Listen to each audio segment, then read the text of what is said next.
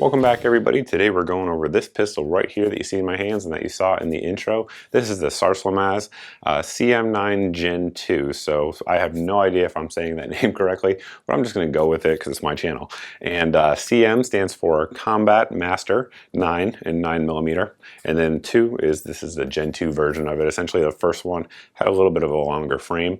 This one here in terms of size, we'll put the dimensions down below for you guys, but basically it's Glock 19 size in the actual slide itself, and then Glock 17 size in the frame here. So that's pretty much how they match up if you guys are wondering about the size of it. But basically this pistol here is made over in Europe in the largest weapons manufacturing facility in Europe, which happens to be in Turkey. Now, I guess we'll just cover that here real quick. I know a lot of people get really offended anytime a gun that's made in Turkey shows up on the channel, or some other countries as well. I try to avoid politics outside of Second Amendment stuff, so we'll leave you guys to discuss that down in the comment section. But basically, every time I review H&K, people don't get really mad because of the bad things that Germany has done in its past. I just focus on the guns, and the same here with the Turkish-made pistols. But anyway, moving on. This gun right here comes in at a very good price point, and of course has the CZ-75 heritage. So what we're going to do is do a little bit more shooting with it, let the dogs take a look at it, make sure it gets their stamp of approval, and then after that, we'll get into the details of the pistol.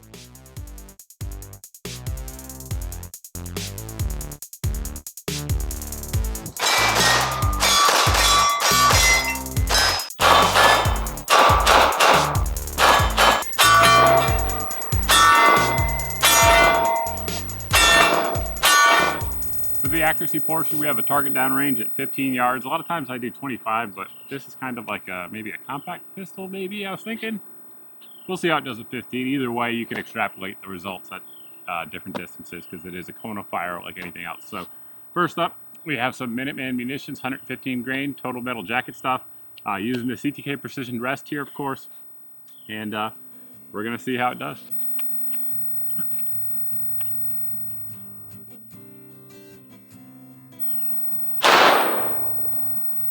Ooh, that brass is hot.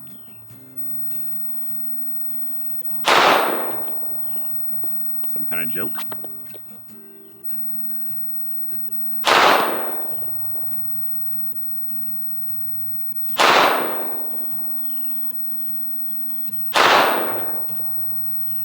Well, the group's not terrible, but it's certainly not good either. Hopefully it likes the defensive stuff a little bit better. Up next we have some 124 grain plus P Federal HST. So it's a carry load for a lot of people, a lot of self-defense and home defense loads. So we'll see how this one does.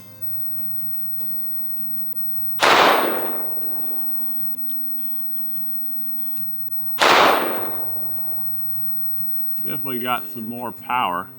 I think we're hitting low. I'm not sure on that one actually.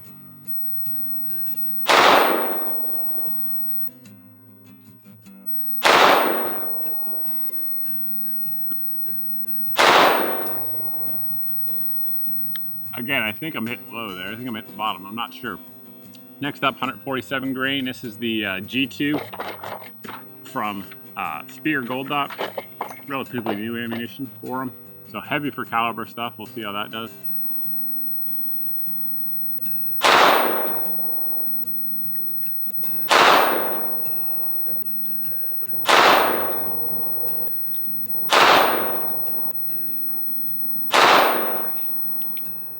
That's it.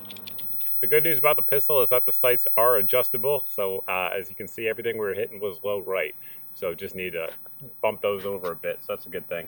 Of course, first up, the Minuteman munition stuff. Center to center right at 2.5 inches. Came down here at the Federal HST. It's kind of hard to measure because, of course, the paper was pushed out just like this. So, like in terms of an angular measurement, where I would say we're at 1.5 inches on that one. And then, of course, with the Speer Gold Dot, we had another decent group there with that one.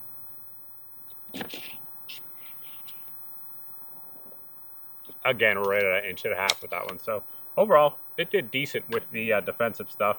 But, you know, as always, make sure you zero your guns and make sure you know where they're hitting if you're going to use them for defensive use.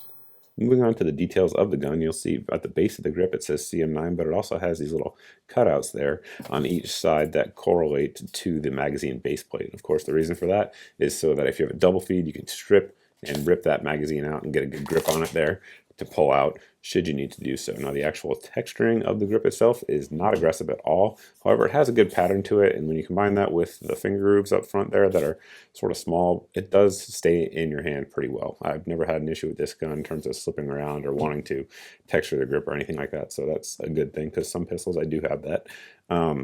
The one thing I will point out is, of course, that it has finger grooves. So a lot of people don't like finger grooves for whatever reason, but to me, it's a super ergonomic gun. It fits my hand very well. My fingers line up perfectly. So to me, I really like the ergos. It just feels really good in my hands.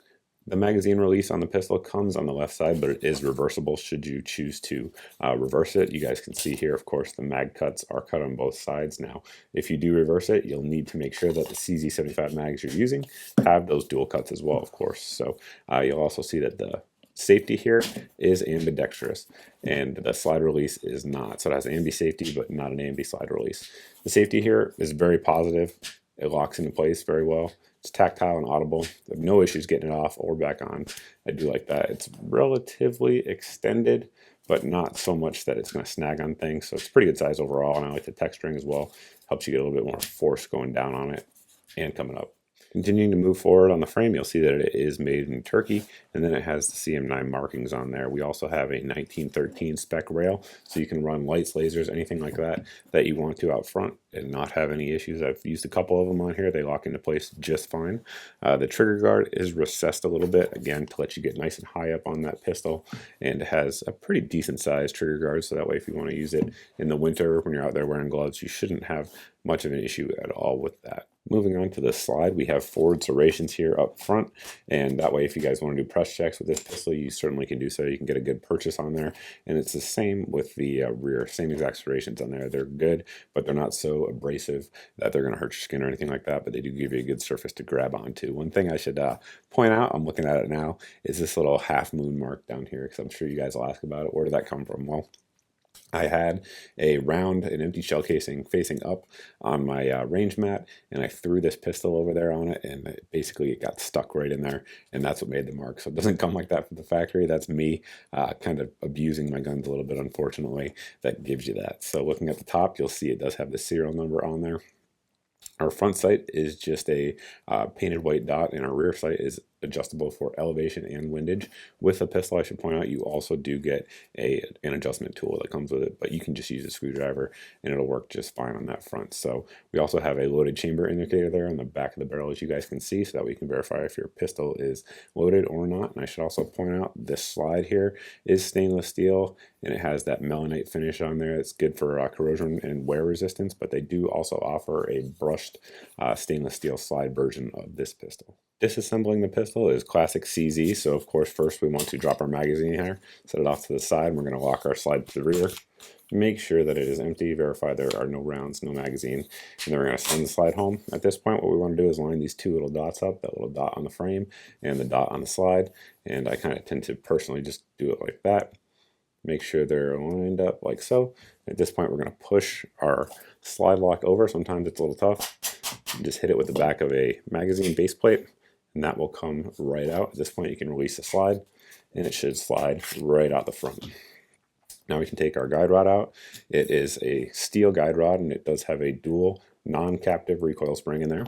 Take our barrel out, and you'll see it does have a nice high polish to it. It's a 3.8-inch barrel, and again, on the inside, you can take a look there and see very good fit and finish all the way around on this pistol. Like I said, high polished there on the barrel, and the fit and finish in terms of the metal in the slide is excellent. Looking inside the frame, again, it's classic CZ stuff, so nothing too exciting there, but the fact that it's classic CZ is exciting because, of course, those are, generally speaking, very good shooting pistols. Reassembling the pistol is the exact opposite process, so we're going to put our barrel in. I should also mention that barrel is cold hammer forged, and then at this point we'll put our recoil spring and guide rod in, and we're just going to push it down until it goes into that little nub right there that's on all the CZ barrel lugs. At this point, we're going to put our slide inside the frame, and I should talk about that here real quick.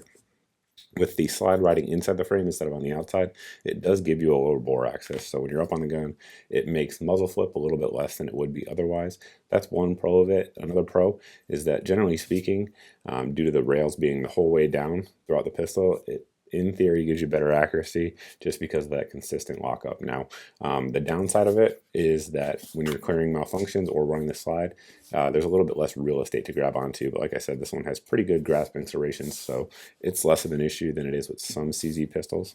And the last step in terms of reassembly is to line the dots up once again, like so. And now we're going to put our slide stop right in there. It should drop right in, just like that.